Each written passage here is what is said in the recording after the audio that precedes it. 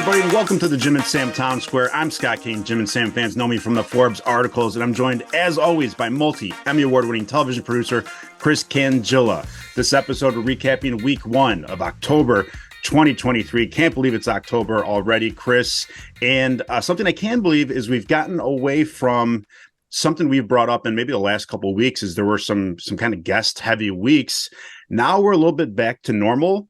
But there seems to be a theme with some of the guests we've seen, maybe the last couple months, that a caller brought up. We'll get to that later, but just want to see what you thought overall this week. Yeah, I enjoyed this week. It was a good mixture of some new guests that we haven't had on the show before, as well as getting back to our, gold standards of Jimmy's housing issues that's going on in his apartment, as well as Sam, being maybe a little woke. We'll find out. Well, speaking of Jim, there was quite a saga. Not a lot of drama with it, but just picturing Jim having to be there while his girlfriend has a house guest for the whole week. And there's just, is this a thing you do when you have a house guest, is just buy a bunch of like candy and junk food? I think there's more like kind of some things you pick at and maybe go out to eat. So he had to deal with the situation. We know how compulsive he is with his snacks. It must have been tough for him. Yeah, when we have guests in, or if we're going to have an event, my wife does overbuy on the food department, and then we are left with a ton of leftovers when they leave. And guess who's the garbage disposal on that? Me. So, it is kind of something that you just end up doing it. I don't know if, the way that I grew up, I'm the youngest of 8, and we always had plenty to eat, but we always were told to finish our plates when we had our food and make sure we eat everything. And I brought that into when I had kids. If they didn't finish something, I'd finish it for them. And so maybe it's just Jim, if the guest's having, the Twix bars or whatever's out there, he just feels the need to finish them up just to make sure that, everybody is happy there. And here's where the issue is. He's doing the snacking so much that it's now following him on the road. Most people use Uber Eats for actual meals, like restaurants you want food from. In Toronto, Jim used Uber Eats for pretzels and a liter, not just a small bottle of Diet Coke, but a liter of Diet Kirk. And yeah, I mean, this seems like it's something that needs to be nipped in the bud pretty soon. Not one bag of pretzels, but 2 bags of pretzels, of which the second bag he threw out. He liked throwing out pretzels. He likes throwing out food afterwards because he's just weak. It's his control when he can get rid of it, even though he's already indulged to get rid of it. Yeah, that was a weird thing. And those Twix bars back at the house, it's a fun size. When I was growing up, that was never the fun size. I never understood why the small ones are the fun size of the treats. I want fun. Yeah, the big ones are the fun size. But anyway, I agree. He had a nice trip.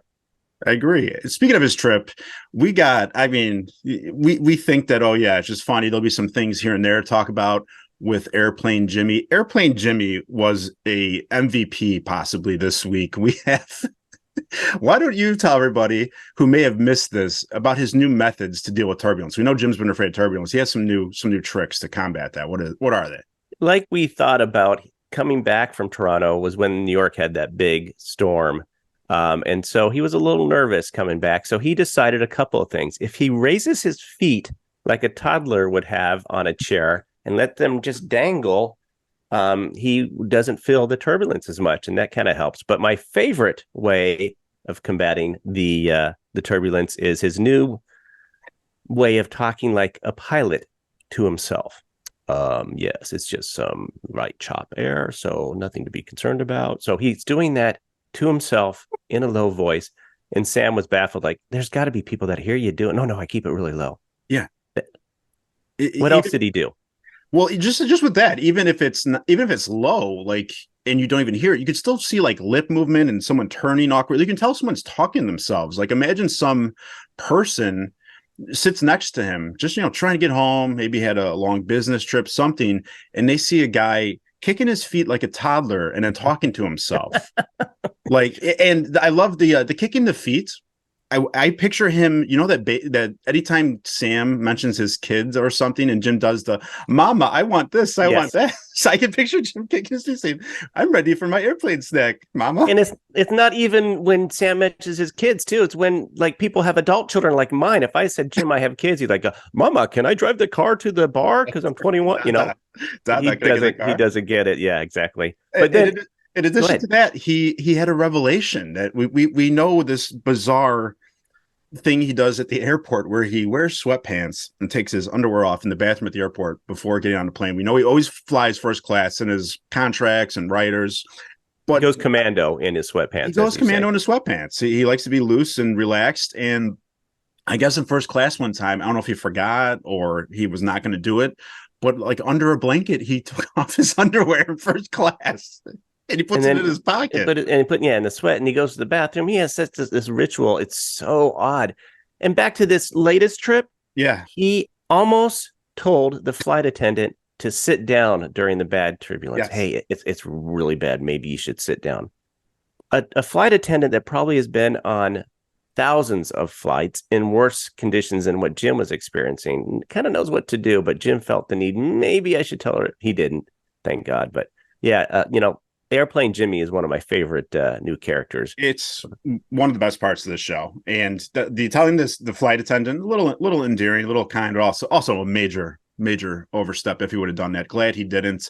I'm also glad his windows held up during the storm you mentioned in New York. We know for years it seems like his windows have been leaking, and he's been fighting with people that fixed it, the building. So those are holding up now. We had to kind of mention one of the guest, I guess.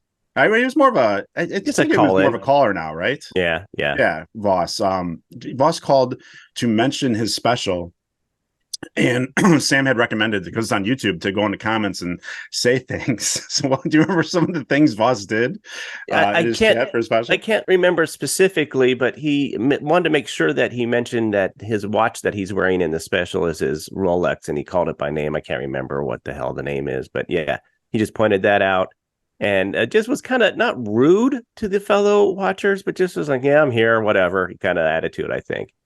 I love that he said, Sam told me to be here. Like everyone exactly. There knows Jim and Sam, which a lot of people probably do. They're probably there from the show, but like everyone, hey, Sam, just Sam, no last name, told me to be here. I think his watch is, I want to say the Oyster, or maybe is there a yacht one? What's one of those, I think. Yeah, a Yacht Master or something like that, maybe. Something like that. No transition here, but you appreciate production, and they talked about it, and we've seen it on social media. The Sphere in Vegas looks amazing. You have that concert venue.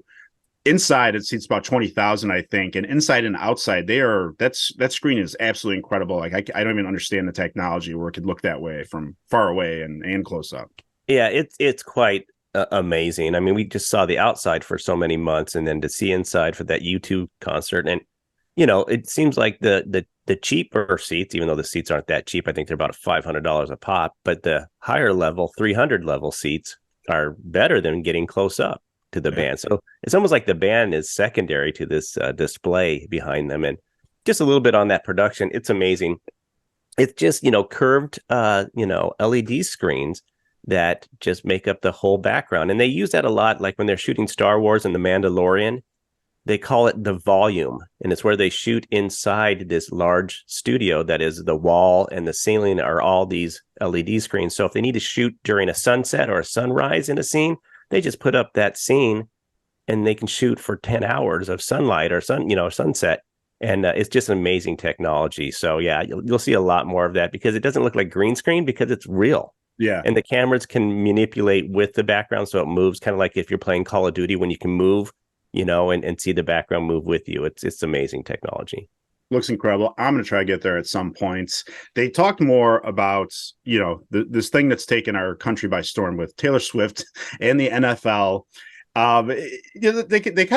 They dove into a little bit where, and I agree that at some point, like, she's already super famous, especially after this recent tour, and has a ton of money. People might start to get a little agitated because they're actually trying to watch football and they just keep cutting to her there. And what I was thinking is she's standing outside there, not because it's the best seat. Like she can be down low. She can watch on the monitor if she wants to be left alone.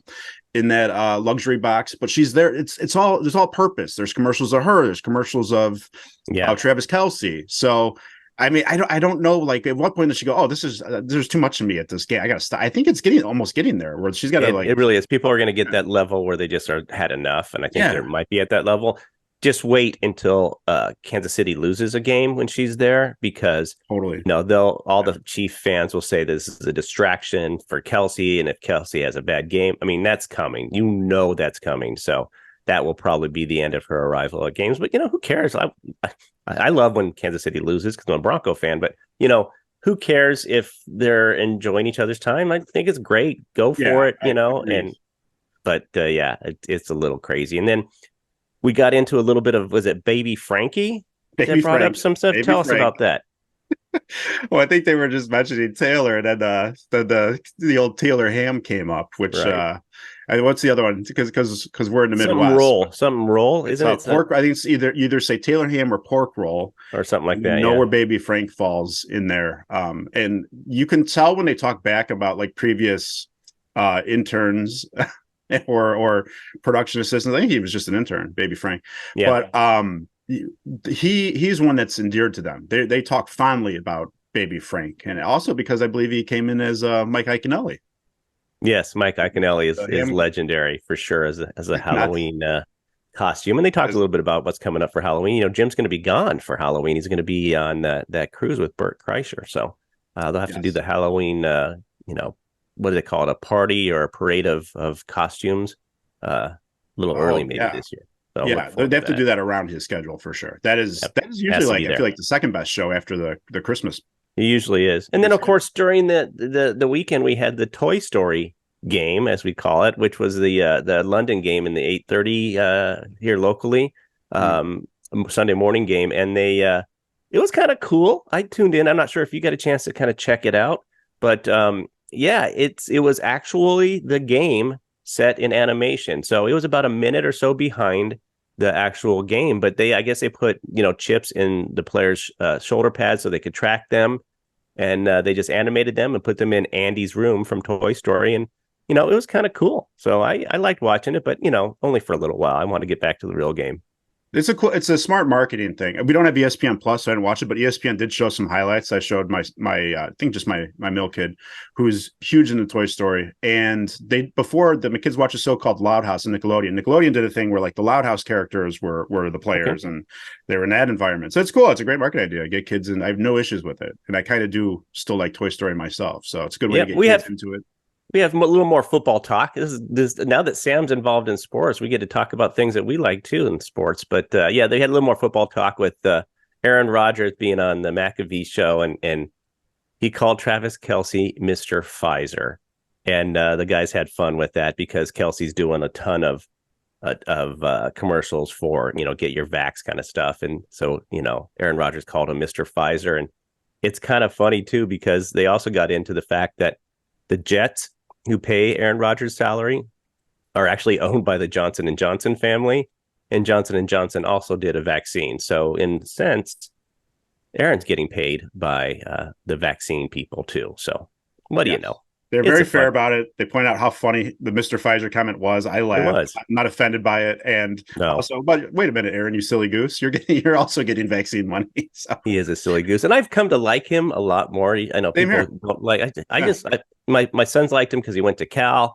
I like how he plays the game. I think people, that you can see the teammates like him a lot. Matter of fact, the running back I'm thinking of from Seattle, Marcus Lynch, recently came out and talked about how much he's his favorite quarterback and how much he helped him at Cal when he was a freshman, and Aaron was an upperclassman in his last year there. So I mean, I think he's a good guy. He has his own beliefs, and God love him for it, right? Yeah, absolutely. And speaking of sports, we did get to hear them break down some comments and breaks from I would say national, not just New York, sports legend Mike Francesa. We got to hear Jim's amazing impression of him too. He just sounds like a buffoon when he does it. I love it. He does. But they're doing some eulogies, and the one that I remember Bill Maher talked about Stan Lee when he died. It's like, oh, he didn't do anything. Just totally being a Bill Maher, like, you know what, Right, right. which he can be sometimes. Sometimes I agree with him, but he's basically gave no credence to when Stan Lee died.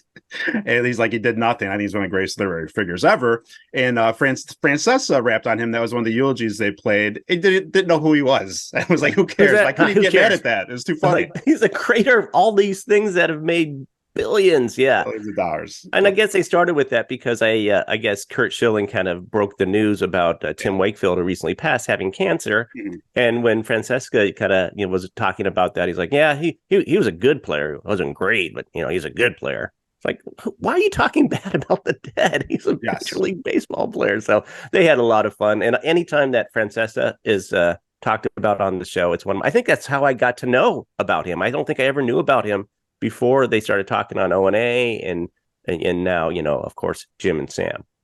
Yeah, absolutely. And next up, this is something I want to maybe just dive into a little bit, is a caller called and brought up a great point, is that you guys are having these news comics on and you're trying to do inside the actor's studio with them. First, I think that it's true. And I've been wondering why this is. I don't think Jim's like finding all these people at the cellar and saying, come on in. I think it's maybe a SiriusXM thing or Travis is getting pitched, because you have new comics who have no affiliation with the show and they all have specials coming out. So, me working in PR, I kind of see, there's some type of PR machine going here where, hey, this guy is a special, take him, which they're happy to. They love helping out comics, but they don't have that feel for the show. It's not Voss or Bobby. Right. So it's not inside the actor studio. What you see sometimes is because there's no familiarity and these are new comics that haven't done a lot of press, is that Sam and Jim are having to work really hard to get answers out of them. They're throwing a lot of questions at them, and it's not their fault at all. These are just people who are a little green. Is that kind of what you hear too? Yeah, I have a kind of take on this. First of all, we're in the midst of an actor's strike, right? And those actors can't go on radio shows and promote what they're working on or what's coming up next, or even talk about past shows. That's part of their contract. So it's a little harder to get guests for the Jim and Sam show. Yeah. And bringing in these young comedians, you got to find your next, Bill Burrs. You got to find your next Monteo, Mark Norman, the Mike Cannons. Absolutely. Yeah. Those guys were new at one point, and you got to get to know about them. I think this week had a perfect mix. Last week was a little challenging with some of the new comics, but this week, and we'll get into it, some of the other comics that they brought on, some of the new ones, were very interesting. And I haven't heard about some of them, and I thought it was really kind of cool. So, they gotta start looking into that to see that next group coming up. Yeah, absolutely. And they're not all going to be Mark Normans and pop right away, but that's on the comics to be funny and be interesting. Something that was possibly both funny and interesting was that Congressman pulled the fire alarm this week. They had an amazing breakdown to that, just proving like, what kind of a fool are you where you claim that you're opening a door, you don't know it's a fire alarm. And I think Sam had a connection to this Congressman. Yeah, they did. And they're talking about this, even if he thought that he's just not very bright. And then they got into, whoever the guy, the congressman or the senator that with the, island of Guam, thinking that if you put too much stuff on it, it's going to upset the balance and tip over. That idiot. So, yeah, they're talking about that. And I guess as far as we hear, we had somebody texting in, which was Sam's dad, talking about how this representative is kind of an idiot. In fact, he writes him a lot because he's Sam's dad's representative. So if there's issues going on, he writes him a lot. So, as liberal as Sam's dad is, and this guy being a Democrat, it was kind of nice to hear that he also thinks he's not that bright. It's outstanding. I'm sure they're very well written letters. We know how smart and also hilarious Sam's dad is from when he was on recently. I loved, speaking of politics, I love seeing, Trump's in court. Obviously, I love seeing the 10 huge McDonald's bags come through, and we know they're for Trump. God bless him. That's awesome. I know Sam loves his eating habits. Yeah, it's it's hard not to love that food. I mean, it's not great for you, but it's so tasty. And when they were talking about it, it made me hungry, So, yeah, how can you deny not having some good food brought in by the former president? Absolutely. And it is October, and we're hearing more about activities. We're hearing a little bit of haunted house talk, but recently on this week they hit the kind of the hayrides and escape rooms more. I am surprised that we have not heard Blood Manor in a long time. You know, Exactly. everyone's forgetting about it. Maybe one of us needs to call in and say, hey, you guys are missing a major Halloween thing here. But speaking of the hayrides and escape rooms, I am going to be on a hayride a little bit after we record today. I'm going to the pumpkin patch with my fam. I've never done an escape room, though. Have you done those? I love escape rooms, and the Really? person that loves them even more is my wife. Anytime that we're traveling, we used to do baseball trips when my son was playing, and then also if we go anywhere, she has to find the escape room in the area and try to do it. You know what? I think you would love it. You know, when your kids get a little older, it's a fun activity to do because you have to solve and get out and all that kind of stuff. And they're not scary. They're kind of cool. I would love, gosh, I wish this would happen. I would love the guys to do an escape room and videotape it, because the things that Jimmy would be coming up with, the logic from Montone, the, frustration from Troy, the Travis smuggery, and Sam loving it all. I would absolutely love them to do an escape room. And I recommend a lot of people give it a shot. I didn't know what it was, and when I did it, and I'm hooked. They're great. What a great idea. You got all the personalities there perfectly. That sounds amazing. Yeah, it sounds like they're not as scary. I could picture kind of freaking out a little bit if you can't get out for a while. I'm sure there's different levels. But speaking of freaking out, they had, we'll hit a little bit on Dan Cummings' appearance now, because he was into scary movies, just like Sam, obviously, as you know, they talk about all the time. I thought it was a really good break. And I know Dan. I booked the Congress Theater. I was booking comedians there in Chicago for a while and spent a few days of a week with Dan. Just super nice guy. Really, really liked him. Very talented. We both had a mutual friend that we started opening for named Scott Long, who writes for Frank Caliendo. So wow. Cool. Dan, it's cool to hear him on the show. I was going to shoot him a text about it, actually. And I think you have some haunted house. Yeah, I just love that. Was a really good interview and led to a lot of great discussions about, all these scary, like Amityville Horror House and all these things and ghost stories. And even talked a little bit about the was it the Rainbow Room and maybe the Comedy Store in LA being haunted and the cool things about that. I just like hearing those stories. Same. So I have two short stories. I'll be really quick with this. When I was young and quite Catholic at the time, I have older brothers and sisters, and they'd go to movies. They'd go to The Exorcist. They'd go to Halloween or Friday, the 13th, the first versions of all these stuff. And they come home and talk about it, and I'm 8, 9, 10 years old and just scared.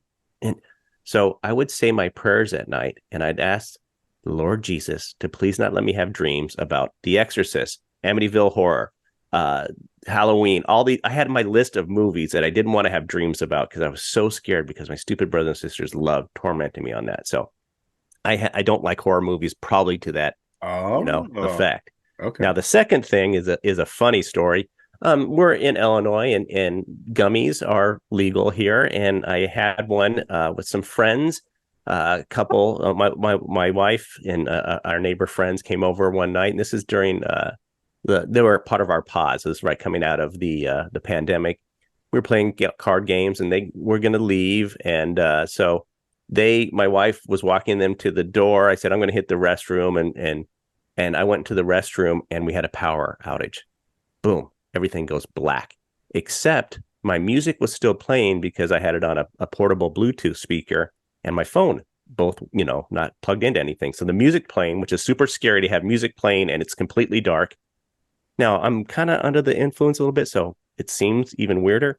I get up, and what's going on? I don't know. So, the lights come back on, and the door's wide open, and my wife is nowhere. Oh my God. And I run upstairs and trying to find her, and, I'm a little paranoid probably already, and I'm calling out to her. Well, she actually went with the friends because they forgot something, and she ran down the block to give it to them. And so I thought I was abducted or something happened, that the world stopped because no one was around. No one could hear me. The dog was freaking out because the power went out. And then the power came back on. So it was just one of those weird things. So yeah, I don't like paranormal activity, even if it's made up in my own mind. You gotta be careful with gummies. That's not a great gummy experience. No, I don't like. Sorry to hear gummies. that. Yes, but oh well, it was a nice story anyway. We got to get to Sam. Kind of outed himself again that he still thinks he's hip hop. We did get more Urban Sammy. They were talking about the alleged killer or whoever may have had something to do with it was arrested this week, and I for guess Tupac's thing, right? I'm sorry, for Tupac's Yeah, murder, Tupac. right? Yeah. Yeah. And basically the person keeps saying it in interviews. They've said it for years now, for maybe decades. So what did Sam say in response to if you run your mouth, you might get arrested? Yeah, they're talking about this guy, maybe not get, arrested or incarcerated for anything. And Sam said he's gonna get charged for something. And Jim goes, "Excuse me, what was that?" And they made Troy go out, listen to the replay because it's delayed, as we all know, and record it, and then he brought it back. And Sam pretty much fessed up to it right from the get-go. He's like, "Yeah, I might have said something like that. You're gonna get charged for something." And that went through the whole week, which was fantastic. Norton, Jim has those legendary known Norton ears and calves. So we know that he's right on top of everything for that. But what else did Sam say in a text? Do you recall that one?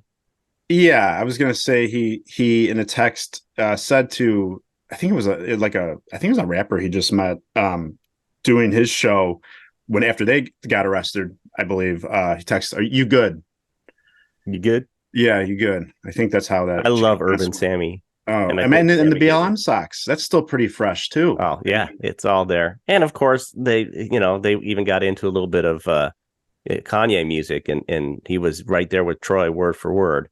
Yeah, and we'll talk a little bit more about that coming up. Speaking of musicians, though, I don't know if we've heard this before. They've run numbers with Jim before on how much he would spend for the picture with all the members of KISS with their makeup on. Why don't you reveal the number and what else may have been said about that?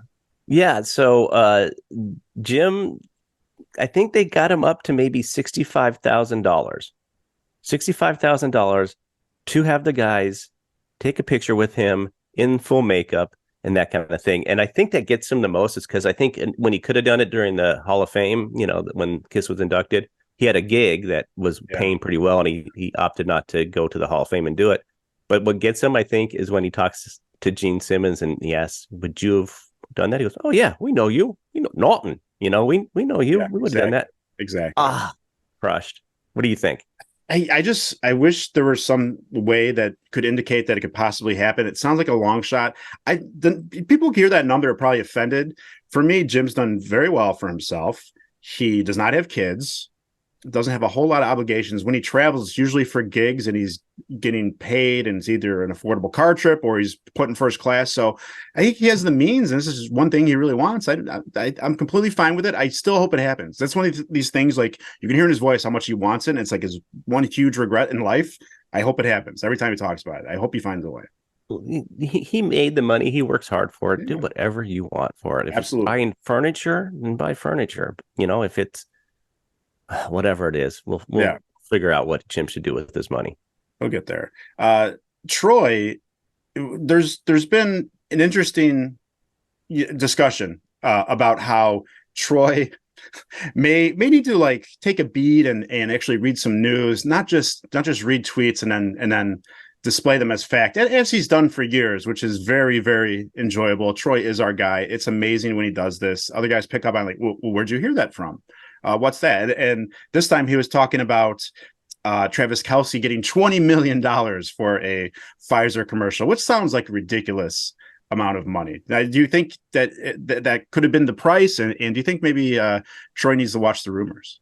Yeah, it does seem a lot, but like I think Sam or Travis said, that is, a company that makes billions. Yeah. So it could be just a flash in the pan for them. But yeah, it seemed odd. And I think Troy has a right to bring that up, and then they question it. But someone was still being backing him up and then being an incredible smug S-head to him. So I didn't appreciate that. And one of the callers came in and really tried to defend Troy and make sure that the guys know that they shouldn't be picking on him that much because Troy is awesome, and I think so too. Yeah, absolutely. And sometimes stuff's played up for the air. It may have been that, but you can also tell there's a little frustration. So we're getting that as well. It was great. I always like seeing, things happen. You see things on social media. It's always interesting to see what they're going to cover. If it's something you want them to cover, they did cover Jimmy Bucket's new look and hairdo. We had Jimmy Butler on the Bulls for a little bit. He does these hilarious things for media day, and I always wonder how long he's going to do it. But now he's got like pressed straight hair and Oh, it's piercing. great. Says he's emo. That was great.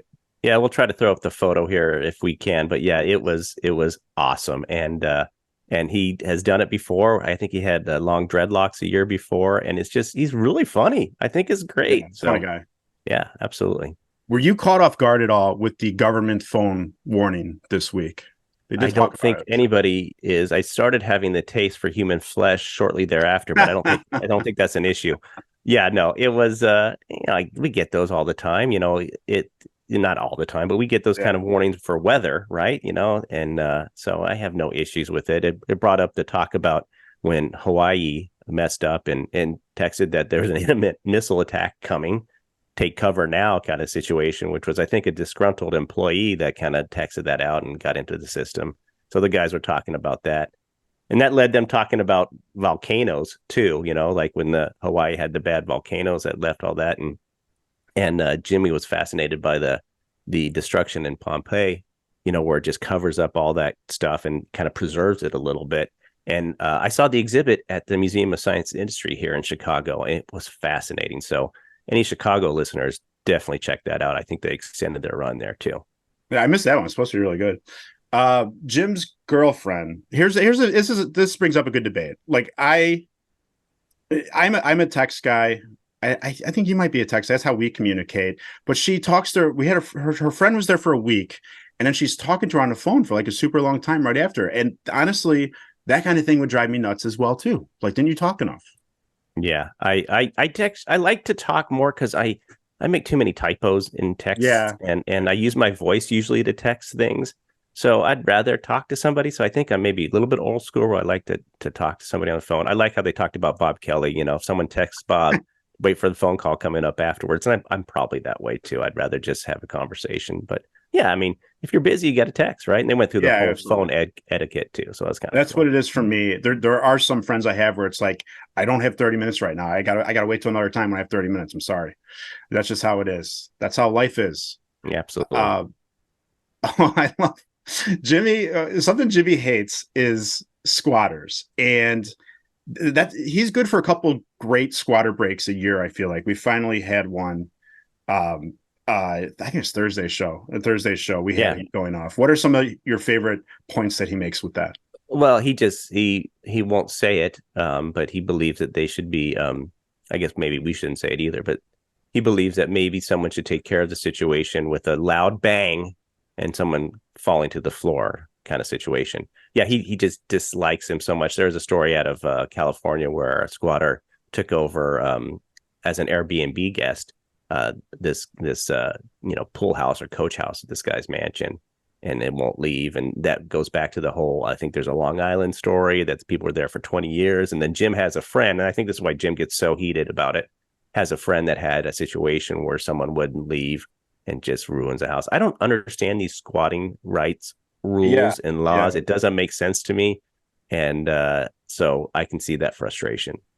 absolutely. They're frustrating people. Speaking of frustration, seems that Drew Barrymore's three head writers were so frustrated with how she handled the writer strike and saying she's going to come back and then not coming back. So they are not returning. Do you think, based on the discussion from the guys, don't you think she just new writers will be hired? Like those are gigs I people don't need. know.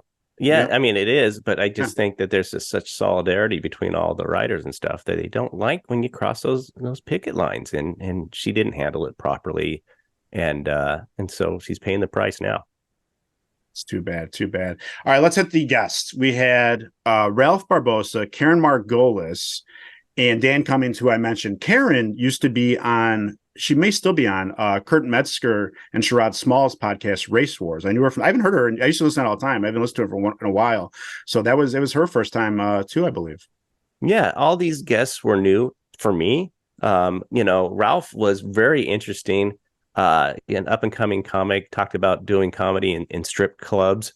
And he and Jim kind of connected on that. Like, no one wants to see it comedy in a strip club.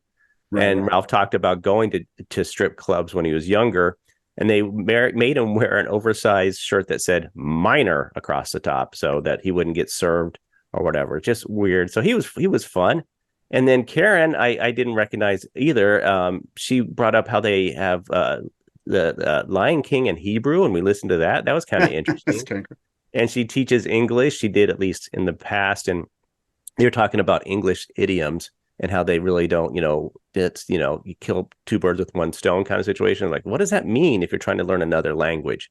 That doesn't mean anything. That's weird. So that was kind of cool. And then Dan, I know, but it's kind of new to me. He was great. He, I told you about the haunted house stuff, and he has such great stories. And he's living in Idaho right now because he wants to be close to his kids. And when they go off to college and stuff, he'll move back. But yeah, I really enjoyed it. So for me, and I'm probably guessing for you as well, Dan was awesome. They led to such great breaks and interesting stories that Dan was my guest of the week for sure. Same here. I was happy he was on, and yeah, great stuff. Great stuff came out. Best guest by far without my connection. Now let's get to line of the week. We're starting to run out of time here. Do you have any finalists you want to mention for line of the week? I kind of struggled with line of the week this week, although many things were said and a lot was funny, of course. I didn't really nail one down until Thursday. And it came about when they were talking about Kanye's music, right? They're talking and diving deep back into it, and all the guys were getting into it, Travis and Troy and young Coop. And yeah, I think maybe Montone even got into it a little bit. And while we were listening to the old Kanye stuff, Jim said, it was right before a break. I have to hit the restroom because, sitting here watching the white hip hop coalition in this room, I've never wanted carbon monoxide poisoning more. That's awesome. Which was great and appropriate. How about you? Mine came on Monday. I think it was, correct me if I'm wrong, I think it was about the weather, maybe Jim being right about the weather or turbulence. And Sam started the show Monday saying, I owe you an apology. And Jim goes, it's all right. Just do the best you can. He's capable of doing the show after being in radio all these years. Exactly. So that was mine. And Chris, thank you as always for everything you do behind the scenes and on the show. I appreciate it. And thank you all for listening and watching. Absolutely. And as the weather's kind of changing, we're both in sweatshirts. You can see out my window, maybe the leaves are starting to change. But it's, kind of cliche, but it's always warm and inviting here in the town square. Thanks for watching and listening to the Jim and Sam Town Square. Please remember to like and subscribe and turn on that notification bell, not dog bell, so you don't miss an episode. And if you're just listening to the podcast, please leave us a 5-star review. We really appreciate it.